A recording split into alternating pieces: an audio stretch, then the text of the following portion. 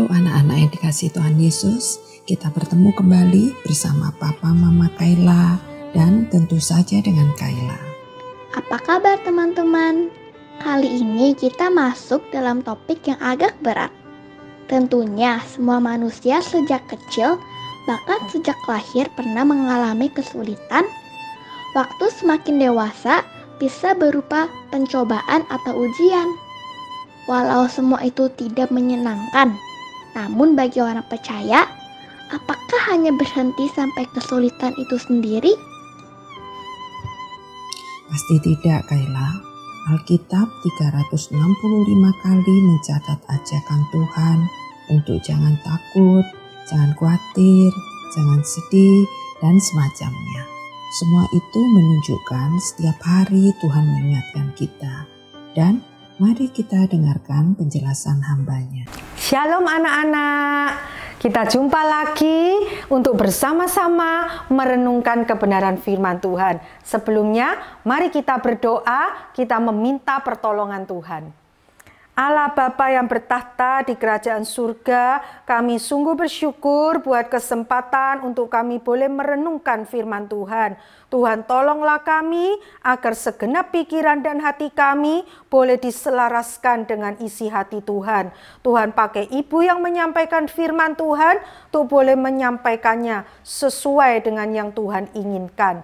Terima kasih Tuhan, hanya di dalam nama Tuhan Yesus kami berdoa. Amin. Anak-anak, pada hari ini kita akan mendengarkan kisah bagaimana Ayub melewati hidup dia. Ayub adalah seorang yang saleh, jujur, takut akan Tuhan, dan menjauhi kejahatan. Wah, ini suatu penilaian yang luar biasa, bukan?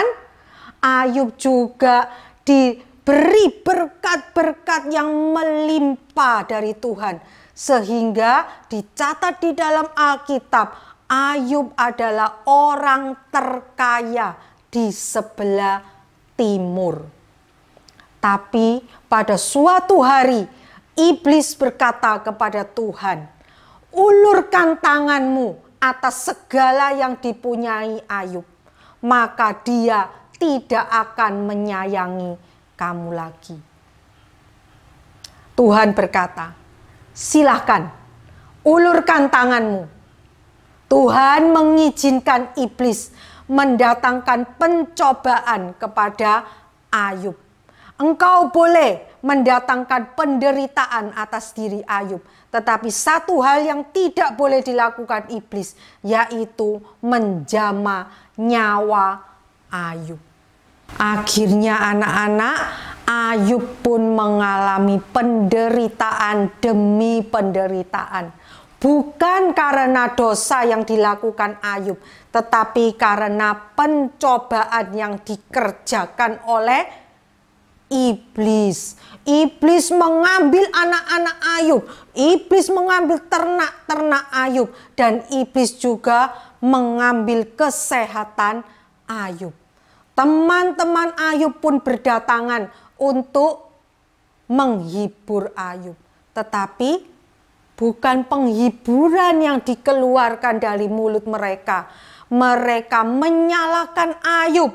Tuhan pun bahkan marah kepada teman-teman Ayub karena mereka berkata salah tentang Tuhan.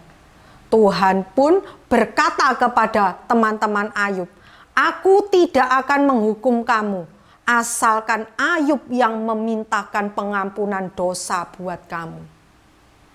Anak-anak, apakah Ayub mau berdoa untuk teman-temannya? Wah, anak-anak, satu hal yang luar biasa yang dilakukan Ayub. Di dalam penderitaan yang dialaminya, Ayub tidak menyalahkan Tuhan. Dan ketika dia disalahkan oleh teman-temannya pun, dia mau berdoa syafaat untuk teman-temannya. Dia mau memohonkan pengampunan Tuhan bagi teman-temannya. Luar biasa bukan anak-anak? Seorang Ayub ini. Apa yang dilakukan Tuhan? Tuhan pun memulihkan keadaan Ayub. Tuhan kembali memberikan berkat-berkatnya kepada Ayub. Dan Alkitab mencatat 2 kali lipat. Dulu Ayub mempunyai 10 orang anak yang akhirnya mati. Dan kini Tuhan memberikan kepada Ayub 10 anak lagi. Tentu kalian heran bukan? Kata ibu tadi 2 kali lipat. Kenapa bukan 20? Di sini kita melihat ya anak-anak bahwa ketika manusia mati itu bukan berarti musnah. Manusia mati hanya pindah ke alam yang kekal. Manusia tetap ada di alam kekal. Jadi anak Ayub 10 yang mati sudah ada di alam kekal. Dan kini Tuhan memberikan 10 lagi. Anak Ayub ada berapa? 20. 2 kali lipat. Tapi anak-anak, kalau binatang yang mati, binatang itu akan hilang, akan musnah.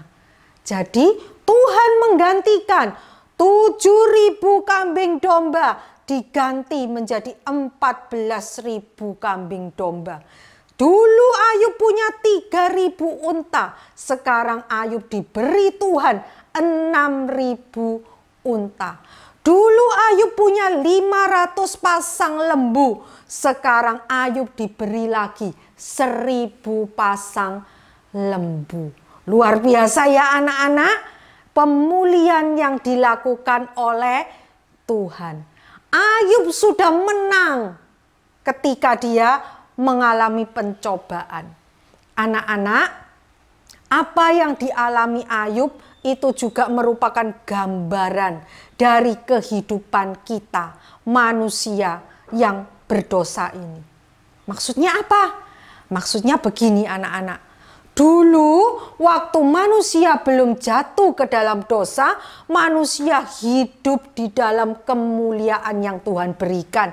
Manusia juga bisa hidup senang dengan Tuhan, damai dengan Tuhan. Seperti Ayub kan? Ayub waktu belum menderita, belum dicobai oleh iblis. Ayub ketika belum menderita, dia juga mengalami hidup yang mulia.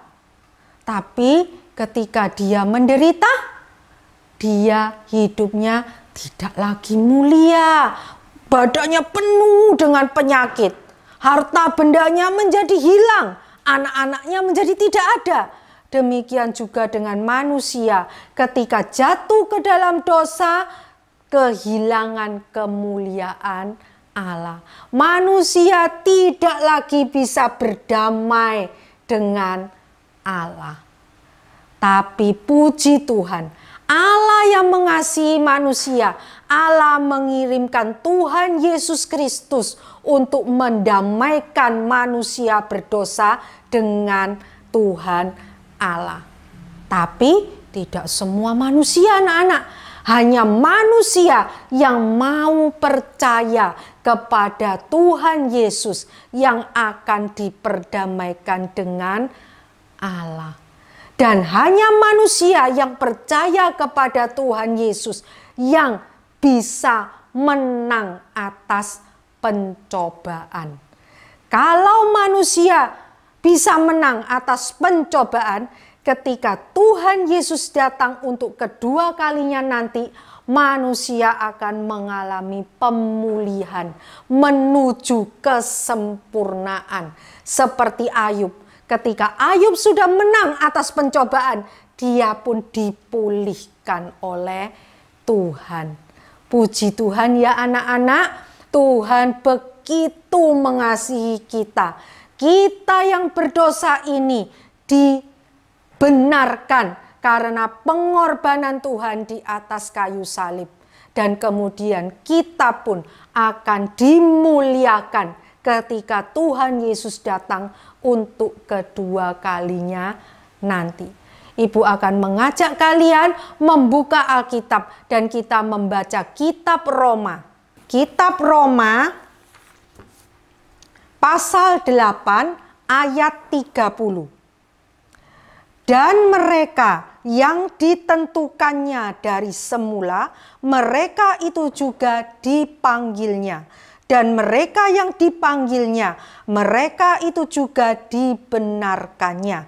Dan mereka yang dibenarkannya, mereka itu juga dimuliakannya. Di sini kita bisa melihat ya anak-anak, bagaimana Tuhan memiliki satu rencana yang mulia, yaitu Tuhan mau memulihkan kita, memuliakan kita manusia yang berdosa ini. Tapi memang syaratnya juga ada satu ya anak-anak. Apa itu? Kita harus hidup taat kepada Tuhan. Mari kita berdoa ya anak-anak, kita berjanji di hadapan Tuhan yang mengasihi kita. Tuhan, aku mau taat. Kita lipat tangan dan tutup mata, kita akan berdoa. Bapa di dalam surga, tolonglah saya untuk saya bisa hidup taat kepada Tuhan. Hidup seperti Ayub yang saleh, yang jujur, takut akan Tuhan dan menjauhi kejahatan. Tuhan, mampukan saya untuk menang di dalam pencobaan, untuk saya tidak melakukan dosa ketika saya hidup menderita karena pencobaan. Dan biarlah Tuhan, saya mampu mencapai kemuliaan yang akan Tuhan berikan ketika Tuhan Yesus datang untuk kedua kalinya nanti. Terima kasih Tuhan, hanya di dalam nama Tuhan Yesus saya berdoa. Amin. Puji syukur bagi umat tebusannya.